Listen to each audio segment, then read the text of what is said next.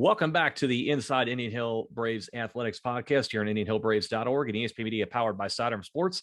I'm Jason Griefer. Brian Phelps joining us as always, the athletic director at Indian Hill High School. Brian, good to see you once again. Obviously, every week we talk about the goings on, around the field, the track, what have you in the spring sports season. But right now, also at Indian Hill, a lot of stuff going on off the field and off the track right now. And we've had some interesting things going on here in developments in the last couple of weeks. Kind of take us through and kind of get us caught up on what's been going on off the field at Indian Hill. Yeah, if the crazy spring wasn't enough with all the reschedules and just all the stuff that happens in the spring, we have a recent hire, a history teacher, and will be our new offensive coordinator, Cody Reardon, who comes to us from Reading. He was one of our finalists for our head coaching position that John Rodenberg got. So we're really excited to add just another top quality human being and coach and, to the Brave family. Really excited to get him. And a lot of our staff is intact from last year. We're so excited about the guys that are coming back and the new guys that are joining us. It really should be a great staff here at Indian Hill. And we're in the middle of a basketball head coaching search, program director as well. We hope to wrap that up in the next couple of weeks. So we're getting close. We're inviting a group of semifinalists to campus this week to interview in front of the search committee. Summer camp is well on its way. A lot of signups. It should be a fun, busy summer for our youth. Golf outings coming up. I've got some great helpers in co-chairing and Scott Holzapfel and Bobby Slattery to help make an awesome golf outing August 1st at O'Bannon Creek Golf Club. So that should be a lot of fun. So yeah, we have a lot going on outside of our spring sports right now. How many extra shots of caffeine are in your coffee right now? Well, thankfully, for some reason, I've never been a coffee drinker. And I guess I just naturally have the have the caffeine in me, but I'm not a caffeine guy, and surprisingly, with all the hours that we all put in, you'd think I need a little extra bump, but so far not. Kudos to you for not needing it. It sounds like with everything you've got on your plate, most folks would be needing an extra shot or two for sure. But hey, job's got to get done, and onward and upward, and that's what we continue to do. And let's move onward onto the fields, and let's start talking about your spring sports teams. Let's talk about the baseball team right now. Been in a kind of a mode seemingly all year long, just alternating wins and losses. Obviously, a very nice 10-0 win over Finneytown on Monday. You're going to see them again Wednesday, sandwiched in between one against Marymount. You're going to try and get the 2-game sweep over Marymount.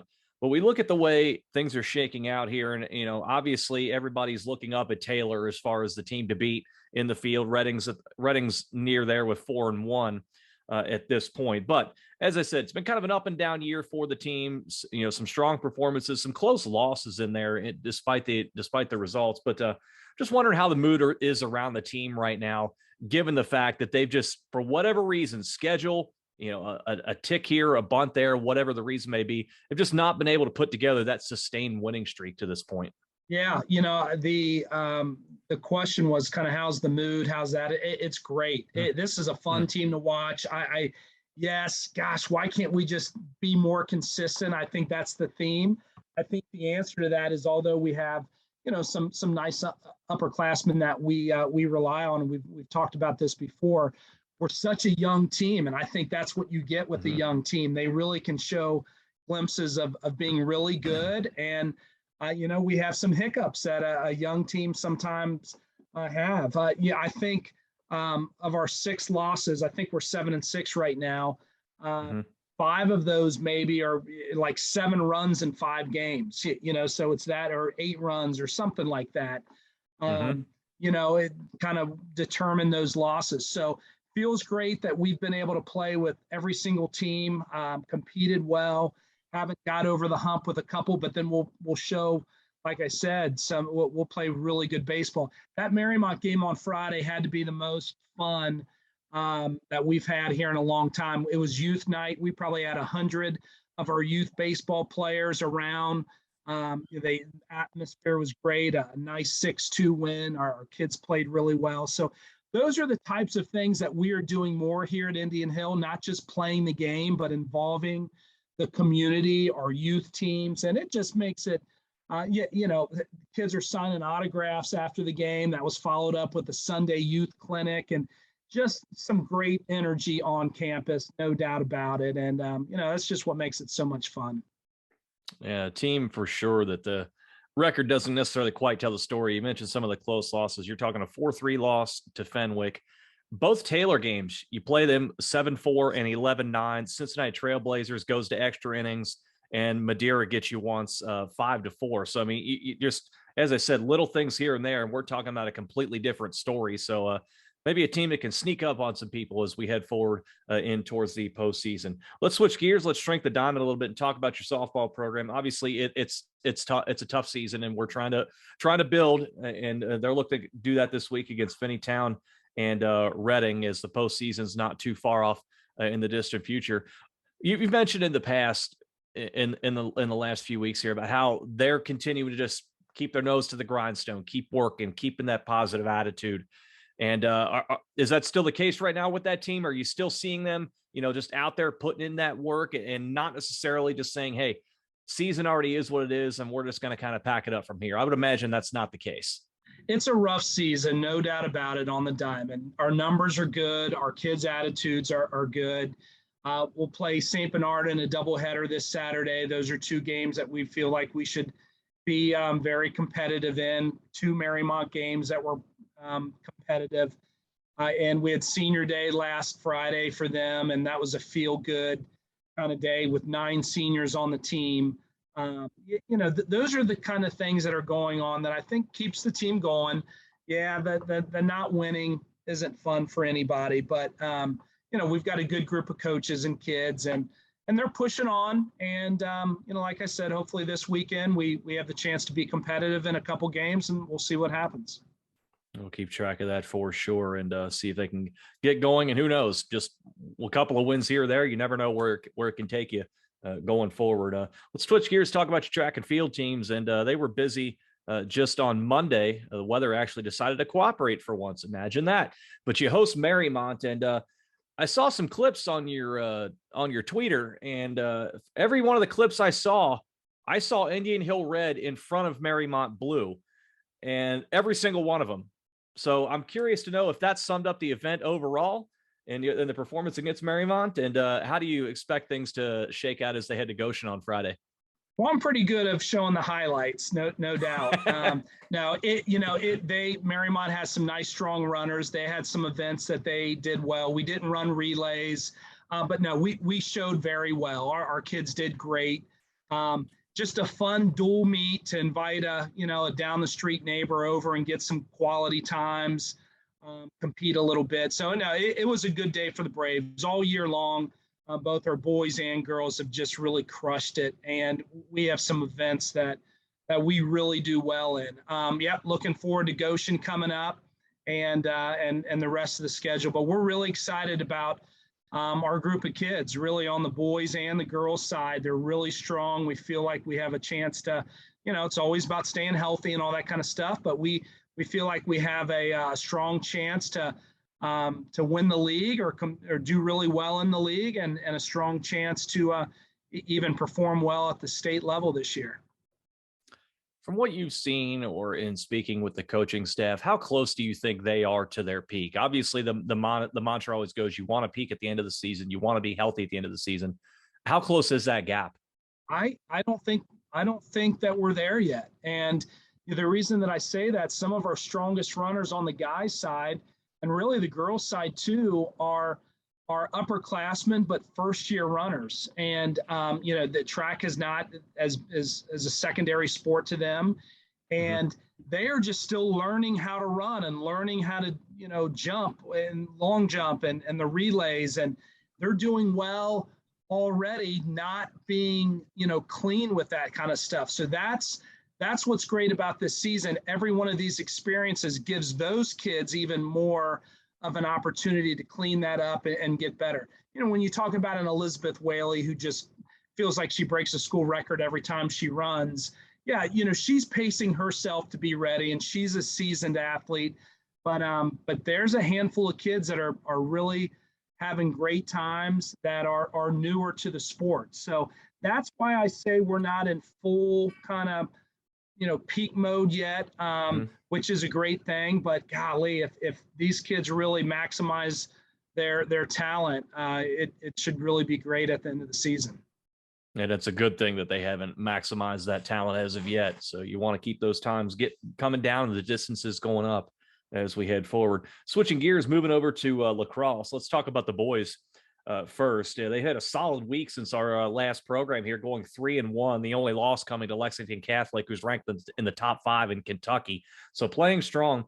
But we look at the way things are shaking out, and more mileage on the buses is coming as they set to make a trip into the GCL this week, and also to Louisville to take on Trinity, who's ranked 3rd right now in the state of Kentucky. All of this coming off of that tough loss to Marymount that we discussed last week. What's been the feedback from the coaches and the way the boys have responded after that tough Marymount loss to go 3-1 since? Yeah, attitude's good. We're playing pretty well. We talked about Marymount being a really good team. We know that. We talked about the schedule being really tough. The Lexington Catholic game was a really good game. We played it at Thomas More College. So as you mentioned, they're a really good Kentucky team, and we competed with them very well. So those are the kinds of things that at this point are just the preparation, like the Trinity, like when we go to Indianapolis here in a couple weeks.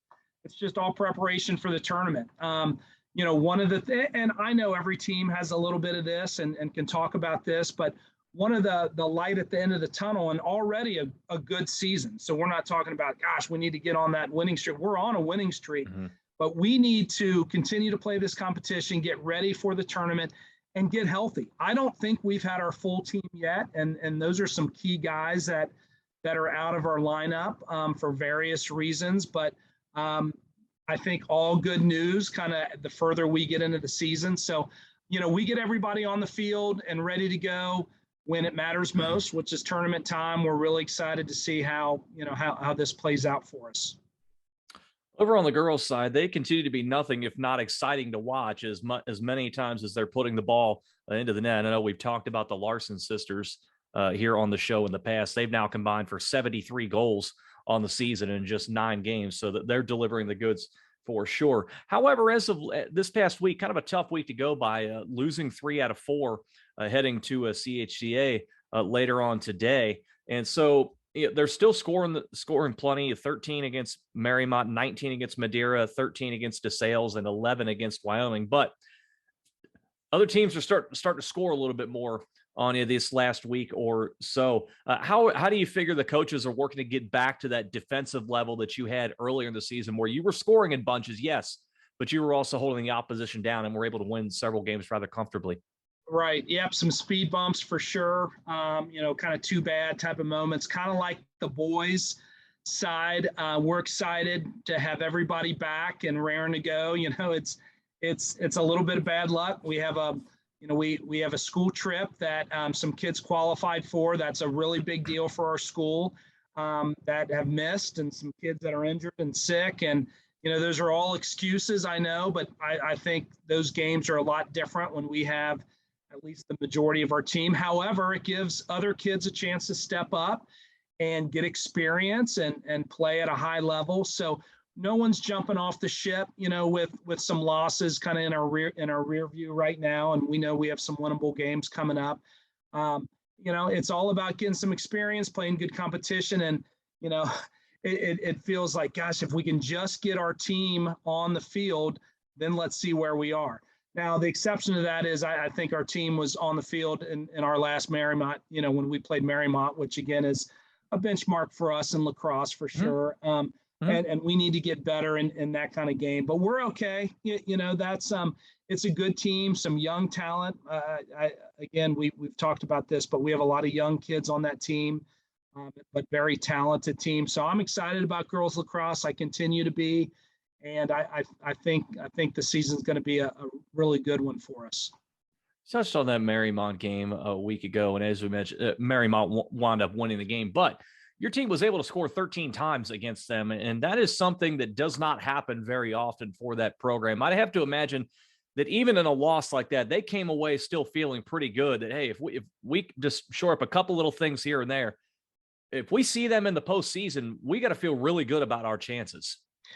Yeah, we were leading in the first half. We at halftime, it was a really good game, and I think the message was moving forward, and just like we've had some recently, what needs to happen differently in the second half to not, get that lead, kind of just running away from us, kind of thing. And so I think we're figuring out how to be a better second half team at this point, whether that's conditioning or just the mental part of the game or whatever.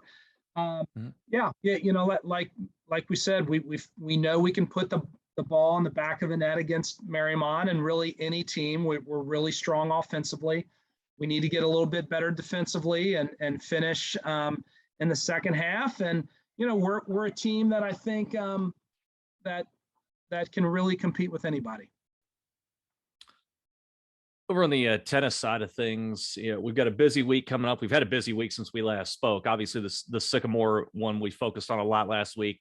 That was a tough one to handle there. Sycamore, obviously, as we talked about, a very outstanding program, and we don't need to go into further detail on that. But busy week coming up this week, too. You've got a trip to Taylor coming up later today to try and officially wrap up another league title. You've got Springboro, CCD, and then obviously on Saturday, an important one in the Coaches Classic as we're nearing the end of the regular season. What are the coaches wanting to see from the boys this week as they close out that league schedule, finish off another league title, and ultimately ahead to the Coaches Classic?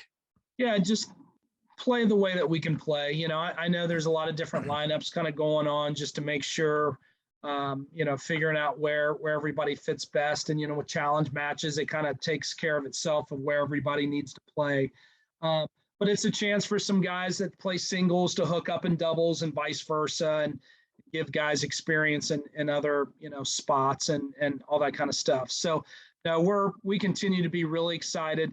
Even back to that Sycamore match, it's funny how close a match can be, but on paper, you look like you got your butt kicked. And Sycamore's maybe the best team in Division I, and two of those were tiebreakers. And so that's even a match that was really good for us that we were on the other end of that. But gosh, we were right there, and the next time could be flipped the other way a little bit. But man, this team's a good team, and it will be fun to see how deep they can get in the tournament. We have Cincinnati Country Day coming up this week in the team state tournament, so that's our first obstacle to kind of keep moving forward in the team tournament. But it's the theme of the day. If these guys can stay healthy, they have a chance to be really good at the end, and that's the expectation. We see the results come in a lot of these matches. You're winning 5-0 across the board. And you talked about the Sycamore result going the opposite way, but multiple matches going to tiebreakers and what have you. So you're right there on the cusp of things. Can that ultimately be served as a benefit down the road that, hey, yes, we lost here to Sycamore, but we're that close, and it can show how much further we can go, and it's not just going to come easily, winning everything 5-0 going forward? Absolutely. We were bummed that all the sports got in yesterday except for tennis. Mason was here, which we know is always a great opponent. And as soon as we kind of started to get started, we got dumped on. And that was another match we needed, like the Sycamore match. No, we need those matches, just like the Louisville St. X match, which was a really good match, but they won that one. We need to play the best. We need to, I would even say we need to get our butt kicked here a little bit, kind of going into what really matters. And I don't know how often we're going to actually get our butts kicked in tennis, but yes, we need to be pushed. We need to be maybe humbled a little bit sometimes, just like I think all teams, can kind of look at that when the path is really easy for them and they don't have that adversity. Then when they do run up against adversity, sometimes the team doesn't know how to respond. So I think our coach and our kids have done a really good job finding that level of competition that provides some adversity. We're down, we've got to come back, maybe win, maybe not. But yeah, we hope that serves us well throughout the tournament. Lastly, before I let you go here today, we've talked a lot here, some today and then some last week as well, about building up and peaking at the right time and wanting our teams and our individual athletes to be at their best as we head into the postseason. Are you seeing that from the outside community, the fan base as well, that you're getting more and more and more excitement and support around the programs, knowing as they know that the postseason is near and these athletes are pushing themselves further? Well, especially at the high school level, and we will continue to do more and more of this. You almost have to create the events to create the crowd, meaning when you can have a baseball game, a softball game, a track meet, maybe lacrosse is right after the track meet, you just have people on campus. It gives them a reason. Our parents, our siblings are going to be there. You have youth nights. You create these experiences to introduce how good our teams are. And then, as the community sees, oh my gosh, this was a lot of fun. You keep them coming back, and no doubt. So we're peaking that way as well. We're giving our community, our youth, our student body opportunities to be on campus, to see multiple teams playing on the same day and kind of get them hooked and create that fan base that way. But that's what's fun. Julius King, my athletic coordinator, the other day said, I love days like this. And truly, tennis was playing. We had a track meet going, baseball and softball, lacrosse down the street. And it's just, it's a busy day. There's, it's kind of controlled chaos a little bit, but that it feels like a college experience, a college campus with so many things going on. And we're also trying to create the fun, no doubt. So we're trying to do more and more of that kind of stuff. But looking for those hooks for people to continue to come back, and they are. Absolutely. And the way that a lot of your teams are performing, giving them a reason to come back and continue to come back again as we head towards the postseason. Brian Phelps, once again, always enjoy our chats and look forward to it next week. All right. Thank you. Go Braves. Absolutely. That is Brian Phelps, athletic director at Indian Hill High School, joining us for the Inside Indian Hill Braves Athletics podcast here on IndianHillBraves.org and ESP Media, powered by Sidearm Sports.